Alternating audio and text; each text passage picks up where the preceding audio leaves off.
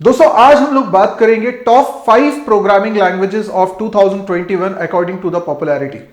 तो दोस्तों सबसे पहले तो मैं आपको ये क्लियर कर देना चाहता हूं कि 2021 की मैं बात कर रहा हूं और 2021 अभी शुरू हुआ है, तो ये 2020 तक के जो आंकड़े मेरे पास हैं उसके आधार पे मैं आपको बताने वाला हूं। और ये पॉपुलैरिटी का इंडेक्स है, इसका मतलब है कि कौन सी प्रोग्रामिंग लैंग्वेज मार्केट में सबसे ज्यादा यूज में आती है।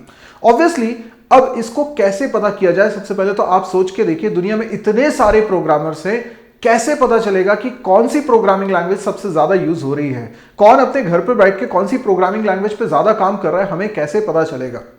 तो दोस्तों इसके बारे में मैं आज आपसे बातचीत करने वाला हूं। और ये टॉप 5 प्रोग्रामिंग लैंग्वेजेस की जब मैं बात कर रहा हूं तो इसका क्या मायने हैं, इससे आपको क्या फर्क पड़ता है, ये भी बात मैं आपको बताऊंगा।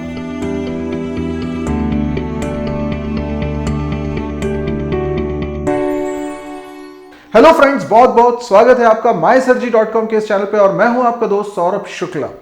दोस्तों आज हम लोग जो बात कर रहे हैं, पहले ये जरूर समझ लीजिए कि इसके मायने क्या हैं। यहां मैं जो टॉप 5 प्रोग्रामिंग लैंग्वेजेस की बात कर रहा हूं वो अभी जो लेटेस्ट ट्रेंड चल रहा है उसके हिसाब से कौन सी प्रोग्रामिंग लैंग्वेजेस मार्केट में ज्यादा यूज में आ रही है उसके बारे में मैं आपको बात बता रहा हूं। इसका कतई ये मतलब नहीं है कि इन टॉप 5 प्रोग्रामिंग लैंग्वेजेस को बस सीख लीजिए और आपको जॉब मिल जाएगी। यहां बात जॉब की नहीं हो रही है, यहां पर बात हो रही है कि दुनिया में ज्यादातर लोग किस लैंग्वेज को प्रेफर कर रहे हैं। हो सकता है जो लैंग्वेज इस लिस्ट में नहीं है उसमें आप अच्छा काम करते हो और उसमें आपका अच्छा करियर हो सकता है, और इसमें कोई ताज्जुब की बात नहीं है, बिल्कुल ऐसा भी होता ही है। सिर्फ 5 ही लैंग्वेज तो नहीं है दुनिया जिस पे काम कर रही है। दूसरी बात यह कि अगर आप एक स्टूडेंट हैं और इस वीडियो को देख रहे हैं तो आपको कौन सी लैंग्वेजेस सीखनी चाहिए ये भी मैं अंत में बताऊंगा। तो आप इस वीडियो को लास्ट तक देखिएगा, क्योंकि आपके लिए ये जो लिस्ट है इसके क्या मायने हैं और आपको कौन सी लैंग्वेजेस सीखनी चाहिए ये मैं आपको क्लियरिटी के साथ आज बता दूंगा। अच्छा, अब मैं बात करता हूं कि भाई ये जो मैं बना रहा हूं लिस्ट, ये किस आधार पे बना रहा हूं। जैसा कि मैंने कहा कि ये बहुत मुश्किल है समझना कि लोग किस लैंग्वेज में प्रोग्रामिंग कर रहे हैं। अब मैं घर घर जाके एक एक व्यक्ति से तो नहीं पूछने वाला कि भाई आप किस प्रोग्रामिंग लैंग्वेज में ज्यादा काम करते हो, और अगर आप 3 लैंग्वेजेस में ज्यादा काम कर रहे हो तो वो 3 लैंग्वेजेस में भी ज्यादा किस में कर रहे हो, फर्स्ट सेकंड थर्ड कौन सी, और पूरी दुनिया में एक एक से पता करूं, इट इज नियरली इम्पॉसिबल। तो फिर दूसरा तरीका क्या है? कुछ ऐसी वेबसाइट्स हैं या कुछ ऐसे बिजनेस प्लेटफॉर्म्स हैं जहां पर बहुत ज्यादा ट्रैफिक आता है, बहुत सारे प्रोग्रामर्स इन्वॉल्व हैं कोडिंग में, उनके आंकड़े इनको मिलते हैं और वो जो बताते हैं उसके बहुत मायने हैं। ऐसे कुछ लोगों में मैं काउंट करता हूं स्टैक ओवरफ्लो को। स्टैक ओवरफ्लो एक टेक्निकल डिस्कशन फोरम है, बहुत ही ज्यादा पॉपुलर है, लोगों की प्रॉब्लम्स को सॉल्व करता है और हर प्रोग्रामिंग लैंग्वेज पे वहां पे क्वेश्चंस पूछे जाते हैं। तो उन लोगों का जो आंकड़े हैं, उन लोगों का जो सर्वे है, उन लोगों के जो रिकॉर्ड्स में डेटा है, उसके आधार पे उन्होंने बताया कि भाई कौन सी लैंग्वेज में लोग ज्यादा सवाल पूछते हैं। इसका मतलब यह है कि ज्यादातर लोग इस लैंग्वेज में काम कर रहे हैं। हालांकि यह जरूरी नहीं है, लेकिन उनका ये तय करने का तरीका कि कौन सी लैंग्वेज ज्यादा पॉपुलर है वो यही हो सकता है, क्योंकि यही तरीके का डेटा उनके पास आ रहा है। मैं आपको क्लियर कर दूं कि उनके पास भी जो डेटा है, उनकी साइट पे भी जो डेटा मुझे मिला है वो एकदम लेटेस्ट नहीं है। वो 2020 की शुरुआत में उन्होंने, यानी कि 1 साल पहले जो सर्वे करके रखा था वो है। तो अभी इस 1 साल में काफी कुछ बदला होगा, तो थोड़ा बहुत वेरिएशन तो आया होगा, लेकिन फिर भी मैंने उनके इंडेक्स को भी कंसिडर किया और उन्होंने भी कई तरीके से लिस्टिंग करी है, अपनी वेबसाइट पे बताया है कि भाई पॉपुलैरिटी के हिसाब से अलग है, किस तरह के लैंग्वेज पे ज्यादा क्वेश्चंस आते हैं, मतलब उसमें दिक्कत फेस करते हैं, उस आधार पे भी किस लैंग्वेज की ज्यादा डिमांड है उसकी अलग लिस्ट बनाई हुई है उन्होंने। तो ऐसे उन्होंने अलग अलग तरीके से बनाया हुआ है। इसके अलावा मैं गिटहब को भी बहुत इंपॉर्टेंस देता हूं, क्योंकि गिटहब में बहुत सारे लोग अपने प्रोजेक्ट्स रखते हैं, बहुत सारे प्रोग्रामर्स काम करते हैं वहां पे अपने। It is a basically project repository site. तो वहां पे कितने प्रोजेक्ट्स चल रहे हैं, किस लैंग्वेज में चल रहे हैं, कितने प्रोग्रामर्स इन्वॉल्व हैं, ये आंकड़े उनके पास होते हैं। तो उनकी कही गई बात भी बहुत इंपॉर्टेंट है, तो उनके भी कुछ लेटेस्ट आंकड़े मेरे पास है। लेकिन इन दोनों से भी ज्यादा जिसको मैं प्रेफरेंस देता हूं और मैं आप लोगों से भी कहूंगा, एक है टायोबी इंडेक्स। टायोबी इंडेक्स सन 2001 से लैंग्वेज की इंडेक्सिंग प्रोवाइड कर रही है, सर्वे प्रोवाइड कर रही है, और वो हर महीने का आंकड़े आपको बताती है। इनफैक्ट जनवरी 2021 में अभी कौन सी लैंग्वेज टॉप पे चल रही है ये वो भी बताते हैं। लेकिन यह जरूरी नहीं है कि स्टैक ओवरफ्लो जो आंकड़े बताए, जिसको सबसे पॉपुलर बताए, टायोबी भी उसी को बताए। सबके अपने अपने पैरामीटर्स हैं, तरीके हैं, तो वो उन तरीकों के आधार पे ये लैंग्वेज के पॉपुलैरिटी इंडेक्स प्रोवाइड करते हैं। इसके अलावा एक और बहुत पॉपुलर है PYPL, जो कि लैंग्वेज इंडेक्स प्रोवाइड कर रहा है कि कौन सी लैंग्वेज ज्यादा पॉपुलर है। तो मैं इन सब का पूरा स्टडी किया, कई सारे ब्लॉग्स पढ़े, जो बहुत अच्छे दिग्गज लोगों ने ब्लॉग्स लिखे हुए हैं, फ्यूचर प्रेडिक्शन भी कि भाई कौन सी लैंग्वेज 2021 में या आने वाले समय में ज्यादा पॉपुलर हो सकती है, किस पे कितना काम हो रहा है। बहुत सारे तरह के आर्टिकल्स पढ़ने के बाद और मैंने अपना एनालिसिस करने के बाद मैं आपको बता रहा हूं टॉप 5 प्रोग्रामिंग लैंग्वेजेस ऑफ 2021। तो चलिए 5वें नंबर पे कौन सी, मैं उल्टा काउंटडाउन चलाता है ना, 5 4 3 2 1। तो 5वें नंबर पे कौन सी प्रोग्रामिंग लैंग्वेज है? कोटलिन। कोटलिन प्रोग्रामिंग लैंग्वेज जो तब ज्यादा मशहूर हो गई थी जब गूगल वालों ने ये अनाउंस करा था कि Kotlin will be the official programming language for Android application. ये जावा के साथ उनके जो डिस्प्यूट्स चल रहे थे उसके लिए एक जवाब था, और कोटलिन उसके बाद से काफी ज्यादा पॉपुलर हो गई है। तो कोटलिन इतनी ज्यादा सीखी जा रही है क्योंकि एंड्रॉयड एप्लीकेशन डेवलपमेंट का मार्केट बहुत बड़ा है, और इसलिए कोटलिन बहुत तेजी से आगे बढ़ी है। रिसेंटली आप सभी जगह पर देखेंगे, चाहे स्टैक ओवरफ्लो पे देखें या गिटहब पे देखें या टायोबी इंडेक्स पे देखें, PYPL पे देखें, आपको ये पता चलेगा कि इन सभी जगह पर कोटलिन टॉप 10 में तो रहती ही रहती है। लेकिन इसको मैंने 5th नंबर पे रखा है क्योंकि ये ग्रोइंग है। ये एक ये भी होता है कि भाई टॉप 10 में लैंग्वेज है लेकिन वो लगातार डिक्लाइन हो रही है, तो मैंने ऐसी लैंग्वेजेस को पिक नहीं करा है जो डिक्लाइन हो रही हैं, जिनकी पॉपुलैरिटी कम हो रही है। मैंने उनको लिया जिनकी पॉपुलैरिटी बढ़ रही है। तो कोटलिन का मैं नाम रखता हूं 5th नंबर पे। अगर आप इसको सीखते हैं तो इसमें फ्यूचर बेटर दिखाई देता है। 4थे नंबर पे जिस लैंग्वेज की मैं बात करूंगा दैट इज जावा, और जावा बहुत समय से टॉप में बनी हुई है। काफी स्टेबिलिटी दी है इसने पॉपुलैरिटी के नाम पर, और जावा में आज भी बहुत सारी एंटरप्राइज लेवल की एप्लीकेशंस बनी हुई हैं जिसका डिप्लॉयमेंट बहुत लंबे समय के लिए हुआ है। तो बहुत समय तक वो तो चलना ही है उसका मार्केट, और नई एप्लीकेशंस भी जावा में काफी सारी बन रही है।